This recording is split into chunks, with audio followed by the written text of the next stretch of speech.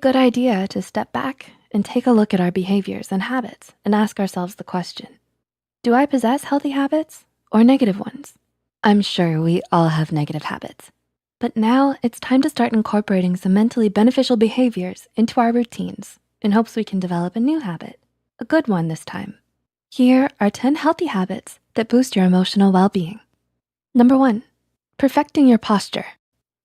Did you know that having an upright posture is not only seen as generally more attractive, but has emotionally positive effects as well? According to a study in the Journal of Behavior Therapy and Experimental Psychiatry, upright posture can have a positive effect and reduce fatigue. Are you slouching while you're watching this video? It's time to sit up straight. The preliminary study's conclusions suggested that adopting an upright posture may increase positive effect, reduce fatigue, and decrease self-focus in people with mild to moderate depression. Number 2, learn to acknowledge what you're feeling. While it may seem convenient at the time to go ahead and ignore that sadness or anger inside of you, according to you, you have work to do. But in the long run, suppressing your emotions can actually do more harm than good. Just because you consciously suppress your emotions does not mean they go away. Instead, they build up. You should instead express emotions such as sadness, anger, or anxiety to someone you trust. Just imagine what could happen if you don't allow yourself to release an emotion like anger and instead let it build up. Okay, so let's use anger for an example. Anger has been linked to obesity, low self-esteem, migraines, drug and alcohol addiction, depression, sexual performance problems, increased heart attack risk, lower quality relationships, higher probability of abusing others emotionally and physically, or both, higher blood pressure, and stroke, says anger management coach, Dr. Schinnerer. Geez, that sounds like one of those over-the-top ads on TV. No thanks. It's time to express yourself. In a healthy way, of course. Anger can also lead to insomnia, anxiety, self-esteem issues, and mental or brain fog, to name a few more. And this is just anger. There are physical and mental problems that can arise from any suppression of emotion, it seems. Because when these emotions build up, they will eventually rise to the surface and likely explode out of you like a volcano. So what are we supposed to do about all of these feelings? Well, anger coach Schinnerer suggests one way to break this cycle, and that begins with mindfulness.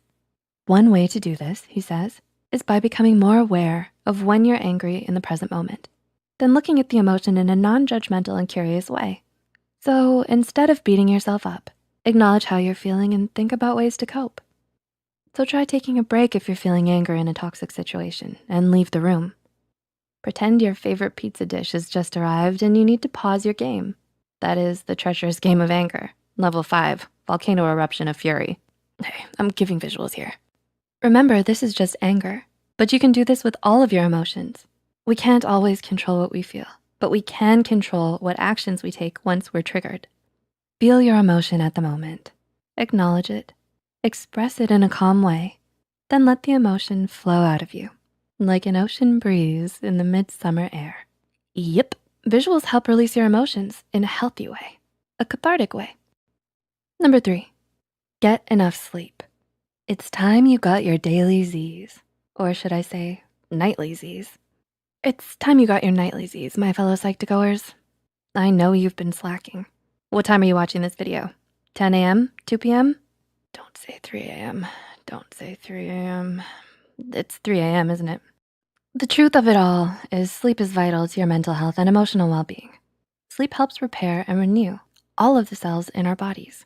Every time we lay down on that pillow and go to our blissful dreams, we wash away any toxins that can build up throughout our day. With enough sleep, we can have quicker reflexes, more mental clarity, and simply feel better. So if you're watching this way past your bedtime, it's time to sleep after this video. Number 4, exercise regularly. Life can get hectic and busy, but that doesn't mean we should neglect our health. The benefits of exercise can start to present themselves if we fit in enough regular exercise each month. Our bodies release specific endorphins that relieve stress and boost our mood when we exercise. So it can be a valuable tool when you're feeling anxious or depressed. I know, it can feel difficult to even get out of bed when we're feeling sad or anxious about our day. But if you can find the will to push yourself, even literally just out of bed, that's a great step forward towards feeling better. Next is pushing yourself onto that workout bike of yours downstairs or your yoga mat. Number 5, make socialization part of your routine. When we're distracted or busy, we can forget to socialize with the ones we love. Whether we have friends or not, it's best to get out there and practice a bit of socialization. According to the National Institute of Health, social connections might help protect health and lengthen life. Scientists are finding that our links to others can have powerful effects on our health, both emotionally and physically. So maybe volunteer at an organization you're passionate about. Call up your mom or long-lost friend. Join a community with individuals like you. You can even leave a comment below and socialize with fellow Psych2Goers. We're here to listen. Whatever you do, it's best to open up and express how you feel to someone, Psych2Goers included. Number 6, think before you act.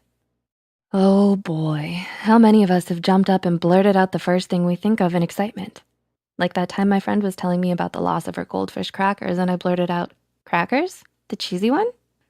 Just me? Yeah, she didn't have any crackers. I mean, not the snack at least. Let's not get them confused again. The thing is, we can act before we think. When we first need to calm down our strong emotions before taking action. Sometimes before even processing a request or comment, we fill in the blank with what we think someone else means. In my case, I thought she said, "We got some goldfish crackers." But what she really said was, "The funeral preparations for my goldfish crackers has already begun." I get, but often people can interpret something said with normalcy as something cruel intended due to our own negative feelings. So it's best to think and process what's really being said before you act. Number 7, be present in the moment. This behavior isn't always the easiest to turn habitual. We can often ruminate on our worries throughout the day. These worries can create anxiety and pile up. Instead, try focusing on one task at a time.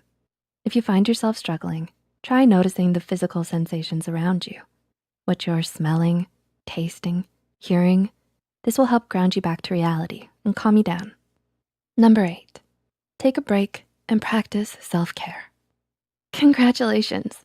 Watching this video is a part of practicing some self-care and relaxation. The calmness of learning habits to boost your emotional well-being. Are you feeling it now? It's important to take a break when life gets too busy or challenging and do something we love. If that's simply watching a few YouTube videos in quiet solitude, go right ahead. If it's taking a relaxing, warm bubble bath, get the water running because it's time for some you time. If you still feel like your days are too busy, you can simply try taking a moment to do some deep breathing and lower your heart rate. Deep breath in, deep breath out. Number 9, don't make social media a habit.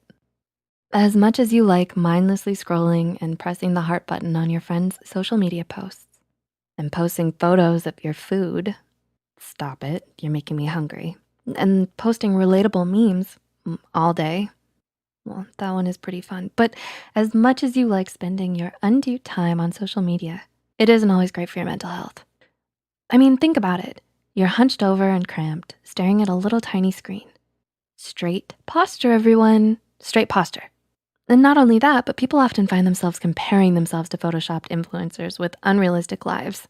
Plus, too much of one thing can tend to be bad and unproductive in this case. So it's best to not make social media a habit. Use it sparingly to post and browse memes every now and then. And I suppose with the memes, a good laugh never hurt anybody. Uh-oh, old habits die hard.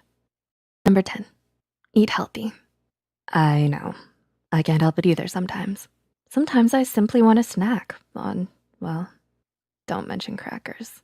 It's best to move on. But a healthy diet not only helps your brain, but your body as well. So take it easy on the snack food for now. And instead, recognize those delicious leafy greens and bright colored fruits will only add to your good mood. You can start by trying to include foods rich in omega-3 polyunsaturated fatty acids. Research has shown that these nutrients restore structural integrity to the brain cells necessary for cognitive function. And it can boost your mood. These nutrients are commonly found in nuts, flaxseed, and fish. Uh-oh, did somebody say fish? Do you mean goldfish? Speaking of fish, I'll be right back. Thanks for watching and learning more about mental health and psychology, Psych2Goers. Which habits will you enact? And which bad habits are you guilty of? Let us know